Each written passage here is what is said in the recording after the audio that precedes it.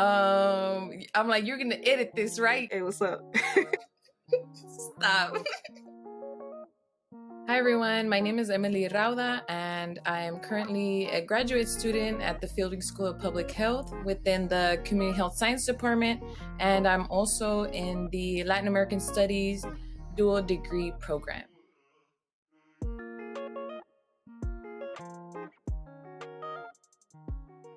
First question, why did you choose to come back to UCLA after doing your undergrad there?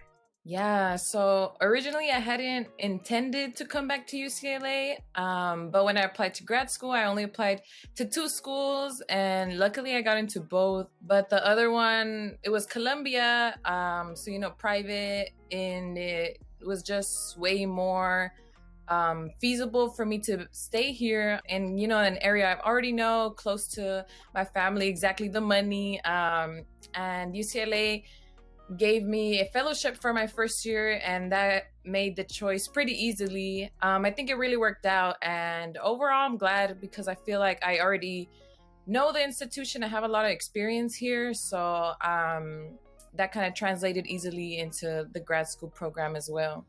Dope. You gonna do your doctorate here? Man, I don't know about that, but I am trying to go somewhere else. Question number 2. What's one thing you wish someone would have told you about graduate school? Good question. I think if you're not sure what you want to do, then I would say for sure get that kind of figured out first before going into grad school. So for me, I for sure knew that public health was a thing I wanted to do, and it's worked out great. So I would think that. What else? I don't know. Right? I mean, I think that's good. Like, that's a big thing. Don't go to grad school if you're not sure, because the money that you spending is crazy. Like, and we don't know if these student loans gonna get canceled or not. Hopefully, the president comes through, but it's a lot of money and it's a commitment to go through with it and just be like, actually, so make sure that you want to do it. Really good advice. What inspired you to pursue a dual degree program? Oh man, yeah. So I definitely love public health, and this is my first and foremost program. And I already knew when I throughout going to undergrad that I wanted to do the dual degree. I guess what called me to it for sure was the aspect of kind of being an expert within both fields.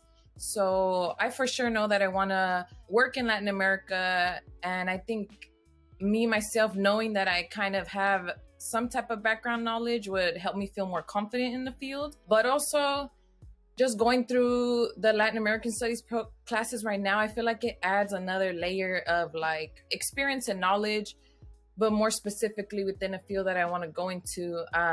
So I think they really support each other. So I've really enjoyed my experience in the dual degree. Most definitely. You kind of snuck up on us with that one. All of a sudden she was like, oh yeah, we all talking about graduated, and then here she comes like, oh, I actually applied to a dual degree program. And we were like, what? When? So that's dope that you're taking that on. It was really random. Yeah. I told you can't leave UCLA. She ain't never gonna leave. Exactly. I remember you told me that too when I had made that comment that like, oh, I'm gonna be at UCLA forever. What has been your favorite class so far? Ooh, you know what? I really like this quarter. Overall, I think the 440 class, the Mexican and U.S. border health class, has been really awesome. And also reinforcing a lot of things that I learned throughout my undergrad in Chicano studies, but also with my Latin American studies classes. So I really enjoyed that class. And also the global health class, I feel like I now have a more of an understanding of the many different fields that I can go into. I want to go do global health. That class has really, I guess, sharpened my eyes into specific fields that I can go into within global health. But I feel like it's that second year where you're kind of narrowing down those type of fields, whereas the first year it's kind of more structured and you have to do the core classes. So I think that's a reason too. I'm expecting you to say PH 200. Stop. Moving on. Yeah. Next question. Which artist gets the most plays on your playlist? Ooh, You already I know the already know. answer. My boo Bad Bunny.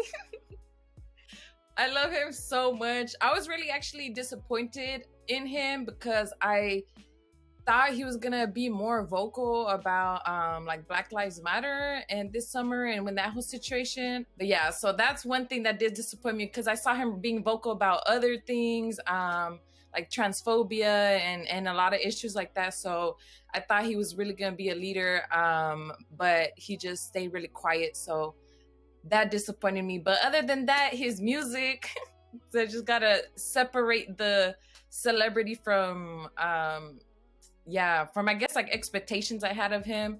But his music does slap. He released 3 albums this year. They were all popping. So he saved us during the quarantine. I don't listen to Bad Bunny, but I always knew an album came out because your either your Snap or your Instagram would be would be full. Or Yeah. Cali Uchis.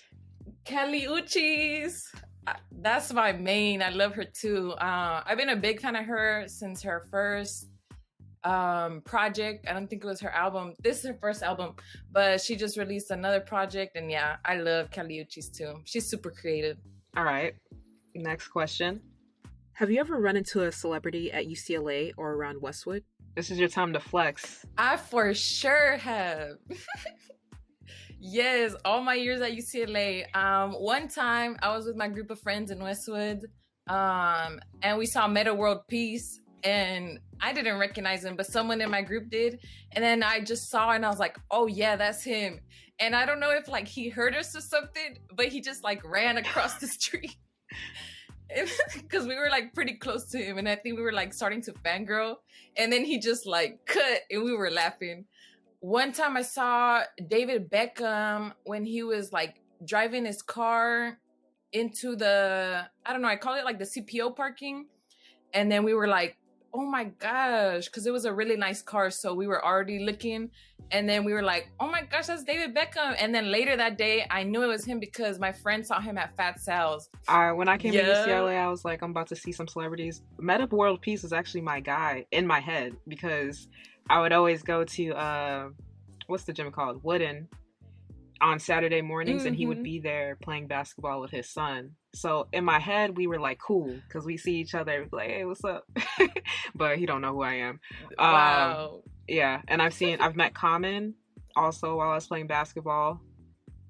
Yeah, with that place you play basketball, that's where all the celebs go. Yeah. So and then there's always some premiere happening in Westwood or something like that. So yeah. Oh, and All American was filming one day, and I walked in between the production one day, so that was cool too. All right, next question. If I said, take me to the best food spot in LA, where are we going? I should have known you were gonna ask a foodie question. I feel like Korean barbecue. I love going to Korean barbecue. My favorite Korean barbecue is this spot on Third and Western, maybe. It's called Yerim's. So YERIM, and that's the best Korean barbecue I've ever been to. That spot is really good. But also, I think growing up, this was the first restaurant my mom came to when she came to the United States. Thai Ocha. It's like a chain of Thai food, but it's really good. They do the seafood soup and they put like the fire in the middle. So I grew up going there. So that's also my go-to spot. LA is really good with Korean barbecue. That's the first time I had K barbecue ever when I went to LA. So yeah. You know what? I bought a grill this quarantine, like a Kobe grill, and I just been making my own. Yeah, because I mean, shoot, we can't go out. Got to make it at home. Where's the best study spot on UCLA's campus? I used to always go to YRL in the stacks. So basically it's like anything above the first floor. And that's been my study spot since undergrad. As a first-generation college student, what has been your greatest challenge? In the institution has to be maybe the finances, having to take out these loans because being a first gen, my family doesn't have these resources. And yeah, I feel like that has added kind of maybe a load on my mental stress about thinking after college about like, oh, well, I got all these loans, so like I have to make something work out in order to pay for them. I think that has probably been the most difficult thing. And maybe even those imposter fears that come up when you kind of least expect it, when I'm applying to like positions and things like that, or maybe even scholarships. Sometimes I'm like, can I do this? Yeah, imposter syndrome, it's real. Mm-hmm. And even if you go through undergrad, it doesn't really disappear. It rears its ugly head every step. How has your family's journey to the US impacted your current path in life? Oh, yeah. I think it's impacted it in every single way. Growing up, I think being very conscious that we're a transnational family has really allowed me to think of the world in a more, I guess, globalized way. So my three eldest siblings were like grew up in El Salvador. So we would constantly like either talk to them on the phone, or when we could, we'd go visit. And I think that for sure, those experiences and not only going to like my family's pueblos and just kind of seeing the disparities in other countries is totally what has guided me to public health and also global health. Me having the privilege that I have to go to university and kind of, I didn't have to live through these things. I kind of saw them and they did impact me.